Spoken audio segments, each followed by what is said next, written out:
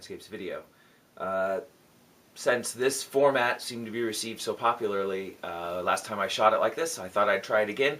Although I have to say, I wish I had a little bit of a table in front, and I don't really have space in the studio to kind of format this with a table in front so that I can have the terrain displayed right away. So I'll have to be doing some handoff, off-screen, on-screen kind of thing until I figure that out. But we'll see if I can work something out in the future. So for today, I wanted to show you a recently completed project that's a modification of some current terrain that's available on the site. This customer wanted to do a combination snowboard set that would be utilized for both 28mm and 6mm. I believe the customer plays Epic as well. So first, he wanted me to do some regular boards with a snow theme, and in particular he wanted me to modify one of them. One of them was the Chasm Board. And the Chasm Board was a board I originally did quite a while ago. So in this version I did a little upgrade on the cuts, something a little bit closer to what I've been doing on the Martian board set, to give it a little bit better edge look than some of the other Chasm boards I've done in the past. And he also requested that it have spikes in the bottom. So a little consultation about the size of the spikes, centimeter tall. And what I did is I buried them in, and then because it'd be so hard to paint around them, I decided to just snow the whole bottom. You know, perhaps it's in the shade and give it just a heavy snow coat. But then, using some of the techniques that I did on the previous snowboard I did, that display board, I added in darker snow patches. Let me see if my finger's on camera here. Darker snow patches, and then I just gave the entire board a light dusting of snow to kind of tie everything together and blend it. The customer didn't want any flocking of any kind. He wanted it to have a very wasteland kind of feel, so I felt like a little bit of a light dusting of snow might help to unify things rather than have the stark grays with the bright whites coming off. So let's see if I can give you a little bit closer look at that, so you can see the spikes and the chasm look there. So there are several boards in this sort of a theme. One of the things that I noticed, here's another one, a difficult terrain board, is that normally when I paint the rocks, I really kind of bring them up in brightness compared to the background. I give them not quite a white dry brush, but a pretty high bright color dry brush. But against the white of the snow, actually they end up looking kind of muted, which probably looks more natural, so as the snow is quite a bit brighter. But here you can see some of the rocks sticking up after a light dusting of snow on top of them. See if you can get profile, you get a little sense of the scale there.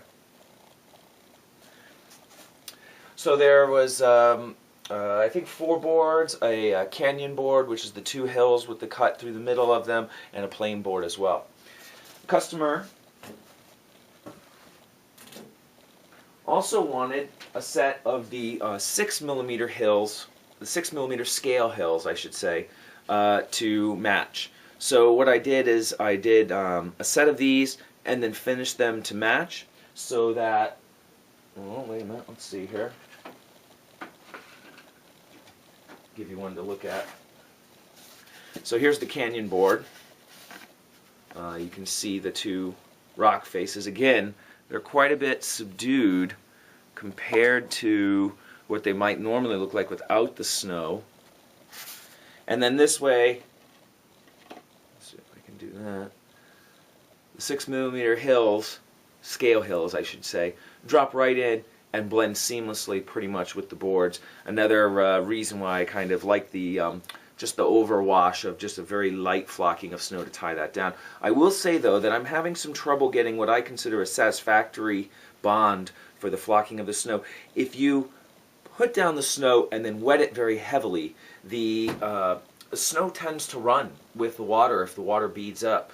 And if you spray a thick coat of watered down PVA, which is what I usually use to seal boards, the droplets coming out of the sprayer are so large because the material is so heavy that it literally splashes onto the board and moves the snow as well. So it's a real trick. I'm going to give this a matte clear coat spray and try to seal that down a little bit better. But before I did that, I wanted to just check the customer, because if this is a little too dark of a snow covering, I can always go back over with a paintbrush and just brush off some of the surface snow in some of the areas and reduce that overall effect a little bit before I actually put down a little bit more sealant to try to give it a little bit more durability.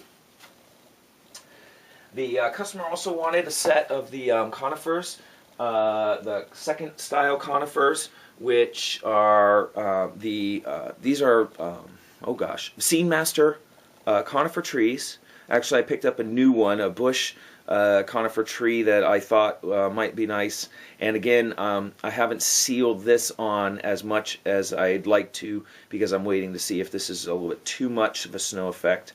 But you can get a good sense there of how they came out. I've seen a lot of snow trees offered pre-finished online, and I usually find them to be a little bit too bright. So here, this actually came out a little brighter than I expected, a little bit more coverage than the last tree set I did.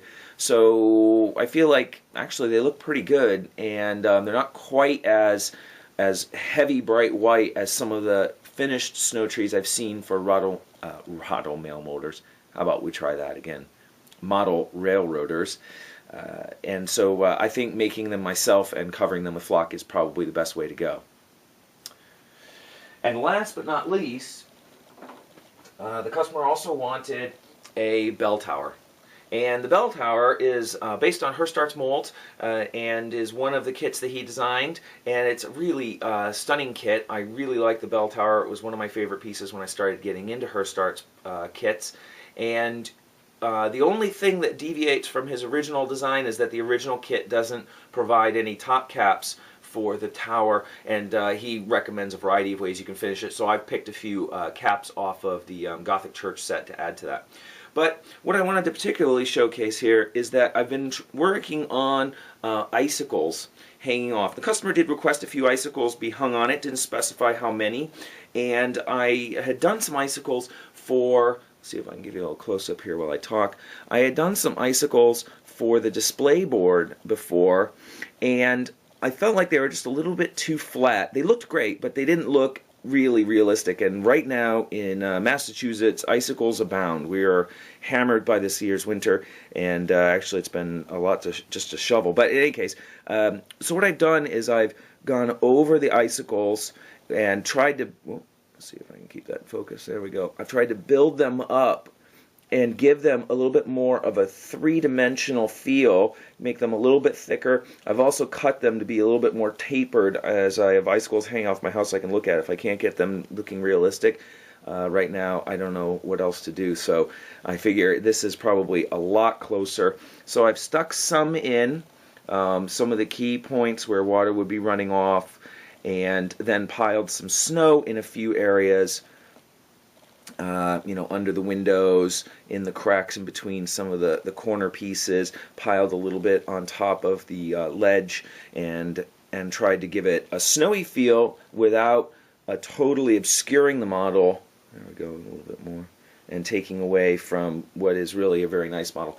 One of the things I noticed is that when I was snowing it, putting some snow on it, I did just kind of dust it, and some of the snow really stuck in a couple of the small cracks, and I've tried to seal that in with a little matte clear coat because I really like that effect. It gives it a pretty natural feel, and I don't know if it's all going to show up on camera, but it's just a little touch here, a little touch there, and it just gives it a very natural feel overall. You can see the top. I didn't want to cover the whole top in snow. I wanted to give it that look like, you know, maybe somebody had been up there to shovel off some, or maybe had gone through a couple melt cycles and then had been lightly dusted in a recent storm. So BellTower was included in that, and that you know, gives you just a sense of some of the modifications that can be done.